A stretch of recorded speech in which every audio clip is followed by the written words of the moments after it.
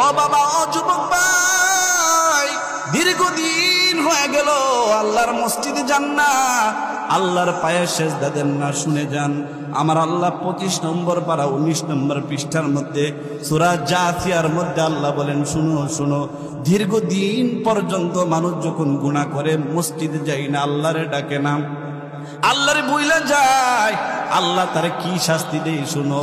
আদাল্লাহুল্লাহু আলা ইলমি ওয়া খাতামা আলা সামিহি ওয়া কলবিহি। আল্লাহ বলেন, শুনো, দীর্ঘদিন পর্যন্ত যারা গুনাহ করবা পথ বুলায় দিন, পথ খুঁজে পাইবা না। ওয়া খাতামা আলা সামি, আল্লাহ তার কানের মধ্যে মোহর মাইরা দেন। ওয়া কলবিহি, এবং তার অন্তরে মোহর মাইরা দেয়। দীর্ঘদিন নামাজ না পড়ার কারণে, দীর্ঘদিন আল্লাহর কাছে না আসার কারণে, দীর্ঘদিন আল্লাহকে স্মরণ না করার কারণে আল্লাহ তার অন্তরের মধ্যে মোহর মেরা দেয়।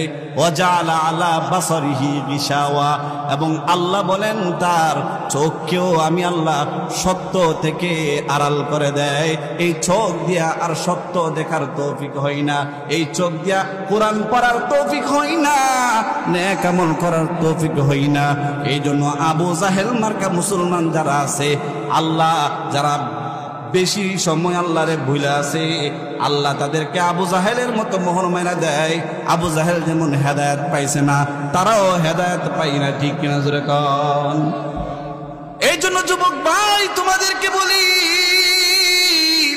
সপ্তাহ চলে যায়, মাস চলে যায়, বছর চলে যায়, আল্লাহর পায়ে কি সেজদা দেওয়ার কথা মনে হয় না?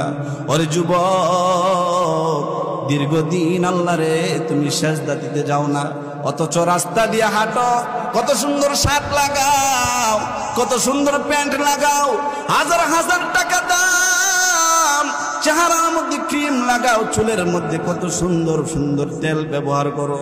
শুধু দুনিয়ার মানুষ দেখবে আর বলবে যুবকটারে অনেক সুন্দর লাগতেছে। আমার আল্লাহ ডাক দিয়া কই, বান্দারে, 1টা বছর হয়ে গেল আমি আল্লাহর পায়ে সেজদা দিতে আসলি না। ও বান্দা, দুনিয়ার মানুষ তোরে সুন্দর বলবে, কত জিনিস লাগাইলা, দুনিয়ার মানুষকে দেখাইবার লাইগা কত সুন্দর সুন্দর জিনিস ব্যবহার করলা, পারফিউম ব্যবহার করলা, সেন্ট ব্যবহার করলা, আতর ব্যবহার করলা। ওরে বান্দা, কোনদিন একটা পাঞ্জাবি লাগাইয়া আমি আল্লাহর মসজিদে আইলি না, আমি আল্লাহর মসজিদে ঢুকলি না, আমি আল্লাহরে দেখাই দেখি তোর মন একবারও চাইল না। ওরে বান্দা, দুনিয়ার মানুষকে দেখানোর জন্য কত কিছু করলা, কত টাকা খরচ করলা, আমি আল্লাহর জন্য একটা পাঞ্জাবি পর্যন্ত বানাইতে পারলা না, একটা টুপি তোমার মাথায় দিতে পারলা না। ও বান্দা, আমি আল্লাহর জন্য 50 টাকার একটা টুপি লাগাইয়া, 200 টাকা দামের একটা পাঞ্জাবি লাগাইয়া যদি তুমি মসজিদে যাইতা, আমি আল্লাহ দুনিয়ার মানুষের থেকে বেশি খুশি হয়ে যাইতাম। সুবহানাল্লাহ। আল্লাহ প্রতিদিন ডাকেন, আয় আয় আয় বান্দা আয়। আমি আল্লাহরে কি স্মরণ হই না? বছর চলে যায়, 1 বছর 2 বছর 10 বছর 50 বছর চলে গেল, এরপরও নামাজে আসে না, আল্লাহর কথা স্মরণ হই না। আল্লাহ প্রতিদিন ডাকেন, প্রতিদিন ডাকেন, ডাকতে ডাকতে ডাকতে ডাকতে আমার মাওলা এক সময় আদাল্লাহুল্লাহু আলা ইলমি, আল্লাহ তার প্রতি তাকে বলেন, ও বান্দা, তোরে বহুদিন ডাকছি, একদিনও আইলি না, গুনাহ করতে করতে এমন নাফরমান হয়ে গেছো, আমি আল্লাহ নিজেই তোরে মোহর মেরে দিলাম। আল্লাহ যদি মোহর মেরে দেয়, এই বেচারা কি আর কোনোদিন হেদায়েত পাবে নাকি? যতই চিন্তা করেন মরার আগে তওবা করমু, না না। ওয়া খাতামা আলা সামিহি ওয়া কলবিহি ওয়া জাআলা আলা বাসারিহি গিশাওয়া আফালা তাযাক্কারুন। আল্লাহ কত সুন্দর করে মায়ার কণ্ঠে ডাকে, বান্দা আফালা তাযাক্কারুন, বান্দারে এখনো কি তোদের আমি আল্লাহরে স্মরণ করার সময় হই নাই? রহমতের নবী দিলাম, আমি আল্লাহ ঈমান দান করলাম। ও বান্দা, কোনদিন আমি আল্লাহর কাছে চাও নাই, ও গো আল্লাহ আমার শেষ নবীর উম্মত বানায় পাঠাইও, আমারে তুমি মানুষ বানায় পাঠাইও। ও বান্দা, কোনদিন আমি আল্লাহর কাছে বলো নাই, বিনা দরখাস্তে শেষ নবীর উম্মত বানাইলাম, আবার মানুষ বানাইলাম, আবার তোমাদেরকে শুধু মানুষ বানাইলেই হবে না, তোমাদেরকে মুসলমান বানাইলাম। আব্দুর রহমানের ঘরে দিয়া সকিনা, জরিনা, আব্দুল করিম, আব্দুল গফফারদের মতো সাধারণ মুসলমানের ঘরে মুসলমান বানাইয়া তোদেরকে আমি আল্লাহ ধন্য করলাম। ও বান্দা, এরপরেও আমি আল্লাহর কুদরতি পায়ে সেজদা দেওয়ার জন্য আসলি না? তোদেরকে এত রহমতের নবী দিলাম, যে রহমতের নবীকে পাওয়ার জন্য অন্য জামানার নবীরা পর্যন্ত আফসোস করছে, মালিক আতাজালুনি উম্মাতা মুহাম্মাদিন, ওরে আল্লাহ, আমাকে কি শেষ নবীর উম্মত বানায়া পাঠানো যায় নাকি? লাম ইয়াতাকাব্বালিল্লাহু তাআলা দুআআহুম ইল্লা দুআআ ঈসা রূহিল্লাহ।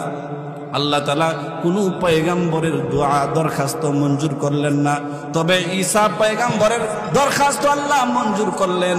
ঈসা আলাইহিস সালামকে আল্লাহ শেষ জামানার নবীর জামানায় আল্লাহ তাআলা নবীর উম্মত বানায়া কিয়ামতের আগে পাঠাইবেন। সুবহানাল্লাহ, ওই নবী পাইছেন। একদিন কি গভীর রাতে নবীর কথা মনে পড়ে না? যেই নবী আপনার জন্য হাসরের মাঠে কাঁদবেন, হাসরের মাঠে যখন আল্লাহ তাআলা সব নবীদেরকে উঠাইবেন, সবার আগে আমার নবী উঠবে। আল্লাহর নবী উঠার পরে আল্লাহর নবী সাল্লাল্লাহু আলাইহি ওয়াসাল্লামকে আল্লাহ তাআলা দুনিয়াতে একটা জায়গা, একটা সিংহাসনের ঘোষণা দিয়েছেন। আসা আইয়া বাতাকা রব্বুকা মাকামান মাহমুদা, ওগো নবী, আপনাকে আমি একটা মাকামে মাহমুদ দান করব। আল্লাহর নবী কবর থেকে ওঠার পরে, রওজা থেকে ওঠার পরে মাকামে মাহমুদ তালাশ করতে থাকবে। যেই মাকামে মাহমুদে আল্লাহর নবী আল্লাহর প্রশংসা করবেন। আল্লাহর প্রশংসা গাইতে গাইতে আল্লাহর নবী খুশি করে ফেলবেন। এমন খুশি করবেন, আল্লাহ তাআলা আমাদের প্রতি এমন নারাজ থাকবে, আল্লাহ আমাদের দিকে তাকাবেন না, কথা বলবেন না। আল্লাহ বলবেন, আমার এই নাফরমানরা দীর্ঘদিন পর্যন্ত তাদেরকে ডাকছিলাম, মসজিদে আসে নাই, দিনই কাজে আসে নাই, আমি আল্লাহ তাদের প্রতি এত নারাজ হয়েছি, তাদের দিকে আমি তাকাবো না, তাদের সাথে আমার কোনো কথা নাই। এই পরিস্থিতিতে আমার নবী আল্লাহর কুদরতি পায়ে সেজদা দিয়া আল্লাহকে খুশি করে ফেলবে। উম্মতেরা দৌড়ায় যাবে আদম নবীর কাছে, গিয়ে বলবে, নবী আদম, কি যে করুণ অবস্থা, সূর্যটা মাথার কাছে চলে আসছে, আপনার কাছে আবদার করি, আপনি তো আল্লাহর নিজের হাতে বানানো নবী। ওগো আদম পয়গম্বর, আনতা আবুল বাশার, আপনি সব মানুষের বাবা, আল্লাহর কাছে বলেন না আল্লাহ যেন আমাদেরকে মাফ করে দেয়।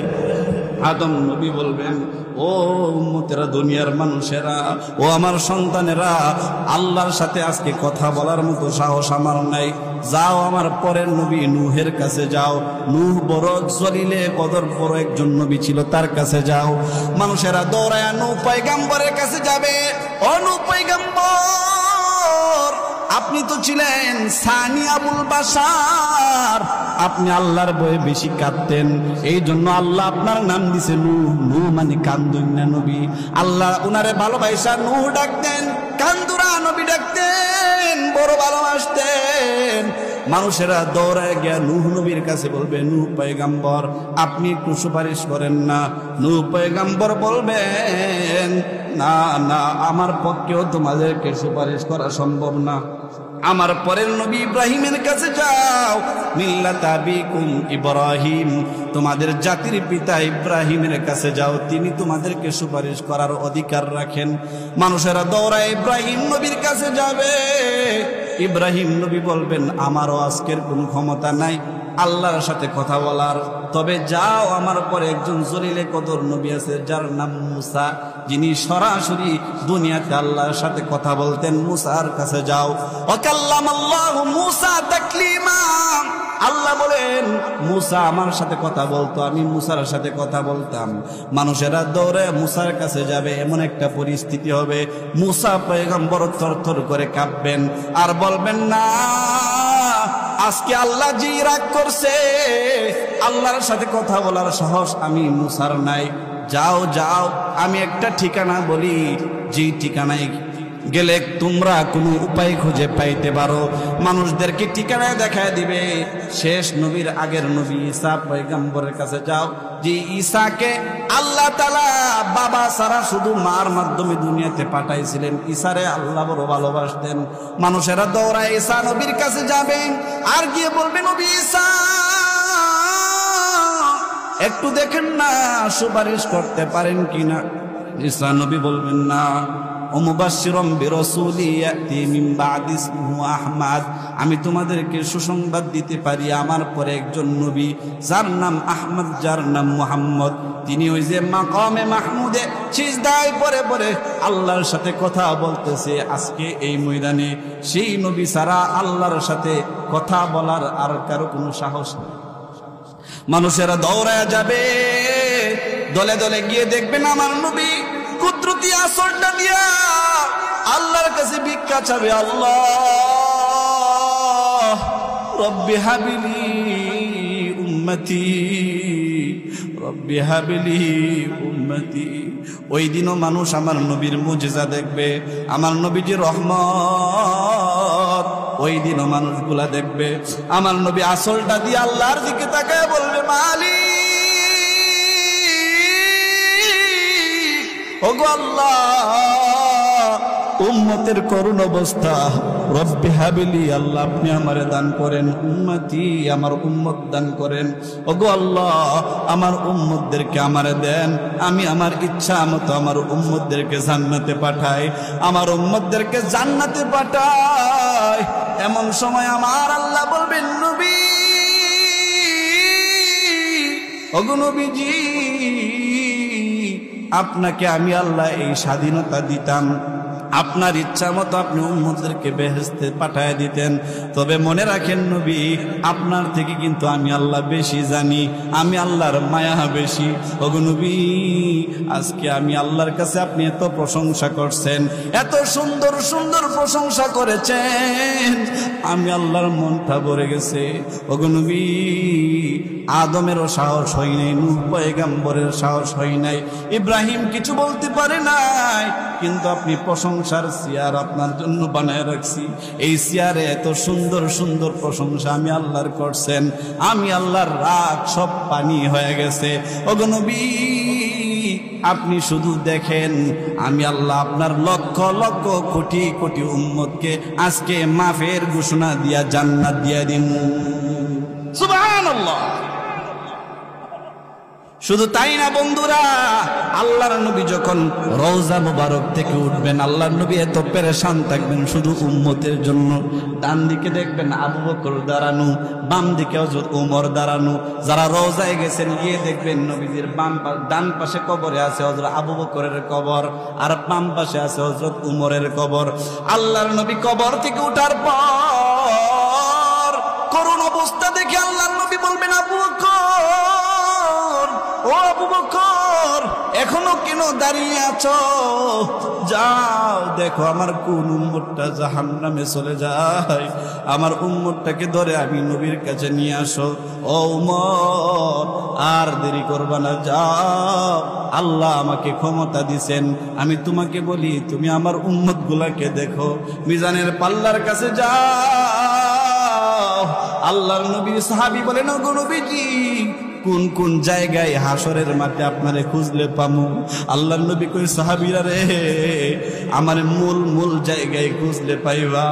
এক নম্বরে মিজানের পাল্লার কাছে যাও, ওইখানে আমি নবী থাকবো। যারা আমারে ভালোবাসতো, যারা আমারে ভালোবাসতো, আমি নবী তাদের জন্য সুপারিশ করার জন্য মিজানের পাল্লার কাছে থাকবো। আমার যে উম্মত, অষ্টগ্রামের উম্মত, আমি নবীর উপর দুরূদ পড়তো, আমি নবীর প্রতি ভালোবাসা দেখাইতো, আমি নবী তাদের ভালোবাসার তাদের দুরূদকে কাগজের টুকরা বানাইয়া মিজানের পাল্লার মধ্যে আমি নবী দাঁড় করায় দিব। ওই আমার উম্মতের মিজানের পাল্লাটা বাড়ি হয়ে যাবে। আমি নবীর দুরূদের আমলের কারণে আর ভালোবাসার কারণে আমার জাহান্নামী উম্মতকে আল্লাহ জান্নাতি বানায় দিবেন। সুবহানাল্লাহ বলেন।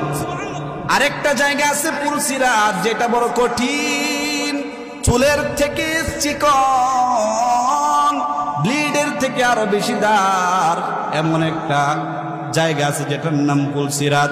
ওই পুলসিরাতের পাশেও আমি নবী থাকবো, ওইখানে গিয়েও আমারে খুঁজো। ও আমার উম্মতেরা, আরেকটা জায়গা আছে জান্নাতে যাওয়ার আগে, জায়গাটার নাম হলো হাউজে কাউসার। হাউজে কাউসারের পানি পান করাইয়া আমি আমার উম্মতদেরকে ধন্য করব। 1000 বছর চলে যাবে, আমার উম্মতের হাউজে কাউসারের পানি পান করার কারণে বিন্দু মাত্র পিপাসা লাগবে না।